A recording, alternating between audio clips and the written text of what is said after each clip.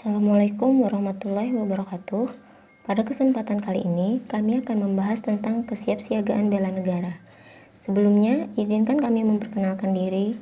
Saya perwakilan dari kelompok 4 Angkatan 1, kelompok kecil bagian 2, yang beranggotakan 5 orang. Saya sendiri, Nimatul Hairiyah, dan keempat rekan saya lainnya, Septi Saputri, Fitria Nurul Latifah, Salamiyah, dan Eli Munawanti.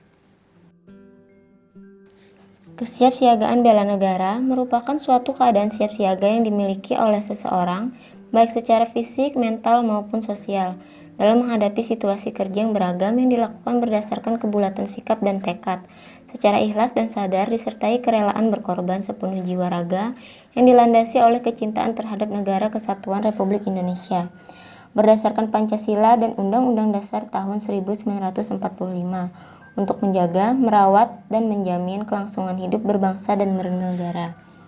Sedangkan kesiapsiagaan bela negara bagi CPNS itu sendiri ada beberapa hal yang dapat dilakukan. Salah satunya yaitu tanggap dan mau tahu terkait dengan kejadian-kejadian permasalahan yang dihadapi bangsa negara Indonesia. Tidak mudah terprovokasi, tidak mudah percaya dengan berita gosip yang belum jelas asal-usulnya, tidak terpengaruh dengan penyalahgunaan obat-obatan terlarang, dan permasalahan bangsa lainnya. Dan yang lebih penting, ada mempersiapkan jasmani dan mental untuk turut bela negara. Adapun kesiapsiagaan bela negara bagi CPNS didasari oleh nilai-nilai dasar bela negara yang mencakup cinta tanah air, kesadaran berbangsa dan bernegara, yakin akan Pancasila sebagai ideologi negara, rela berkorban untuk bangsa dan negara, memiliki kemampuan awal bela negara, serta semangat untuk mewujudkan negara yang berdaulat, adil, dan makmur. Selanjutnya adalah keprotokolan. Menurut Undang-Undang Nomor 9 Tahun 2010, keprotokolan adalah serangkaian kegiatan yang berkaitan dengan aturan dalam acara kenegaraan atau acara resmi yang meliputi tata tempat, tata upacara, dan tata penghormatan sebagai bentuk penghormatan kepada seseorang sesuai dengan jabatan dan atau kedudukannya dalam negara, pemerintahan, atau masyarakat. Awalnya, keprotokolan diatur dalam Undang-Undang Nomor 8 Tahun 1987, namun sesuai dengan kebutuhan dan perkembangan susunan ketatanegaraan dan juga perkembangan global, maka kemudian undang-undang tersebut disempurnakan melalui Undang-Undang Nomor 9 Tahun 2010. Ada 3 aturan yang berkaitan dengan keprotokolan. Yang pertama adalah tata tempat. Tata tempat merupakan aturan mengenai urutan tempat bagi pejabat negara, pejabat pemerintah, dan tokoh masyarakat tertentu dalam acara kenegaraan atau acara resmi. Terdapat aturan dasar untuk tata tempat. Aturan yang pertama adalah orang yang berhak mendapat tata urutan yang pertama adalah mereka yang mempunyai jabatan tertinggi. Yang bersangkutan mendapatkan urutan paling depan atau paling mendahului. Aturan yang kedua, jika menghadap meja, maka tempat utama adalah yang menghadap ke pintu keluar, dan tempat terakhir adalah tempat yang paling dekat dengan pintu keluar.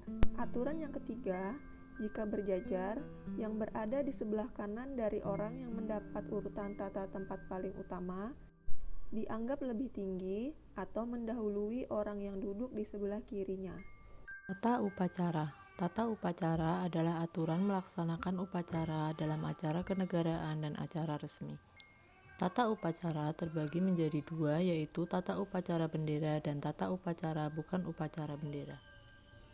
Tata urutan dalam upacara bendera meliputi pengibaran bendera negara diiringi dengan lagu kebangsaan Indonesia Raya, mengheningkan cipta, pembacaan naskah Pancasila, pembacaan pembukaan Undang-Undang Dasar Negara Republik Indonesia tahun 1945, dan terakhir pembacaan doa. Pedoman tata urutan upacara bukan bendera. Urutan acara disusun sesederhana mungkin. Greeting dilakukan menurut urutan-urutan dari yang tertinggi berdasarkan aturan keprotokolan. Kata yang terhormat hanya diberikan kepada satu orang yang tertinggi derajatnya sesuai aturan keprotokolan. Susunan acara disusun berdasarkan urutan-urutan dari yang terendah berdasarkan aturan keprotokolan. Usahakan tamu terhormat tidak melakukan pergerakan ke panggung berulang-ulang. kecuali jika tidak memungkinkan menurut aturan keprotokolan. Terakhir, laporan atau sambutan dari sebuah institusi hanya dilakukan oleh satu orang atau pejabat. Kemudian tata penghormatan. Tata penghormatan adalah pengaturan untuk melaksanakan pemberian hormat bagi pejabat negara, pejabat pemerintahan, perwakilan negara asing dan atau organisasi internasional, dan tokoh masyarakat tertentu dalam acara kenegaraan atau acara resmi.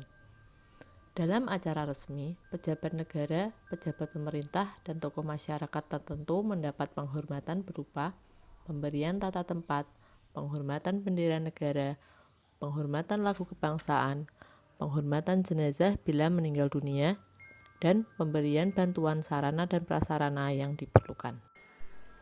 Etika atau etiket keprotokolan.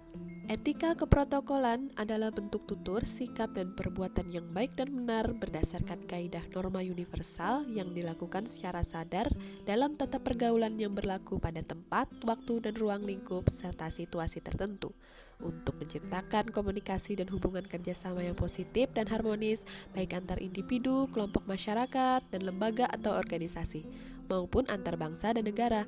Aplikasi etika dan turunannya melalui aplikasi etiket inilah yang harus dimiliki oleh setiap pegawai negeri sipil dalam pelaksanaan tugas sehari-hari di masyarakat. Kewaspadaan dini.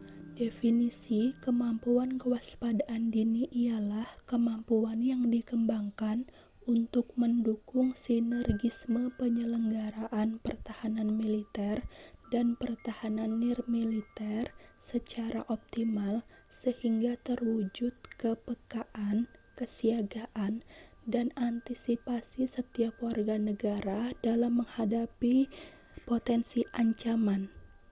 Tujuan dari kemampuan kewaspadaan dini untuk mengantisipasi berbagai dampak ideologi, politik, ekonomi, sosial, dan budaya yang bisa menjadi ancaman bagi kedaulatan, keutuhan NKRI, dan keselamatan bangsa.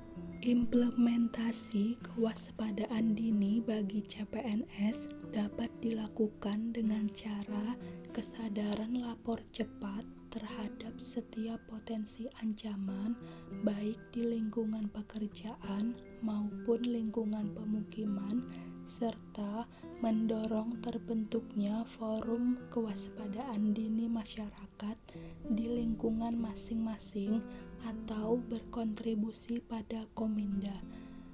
Maka dari itu, CPNS harus mengembangkan sikap sensitif, peduli, dan responsif. Demikian pemaparan dari kami, semoga dapat bermanfaat. Sekian dan terima kasih.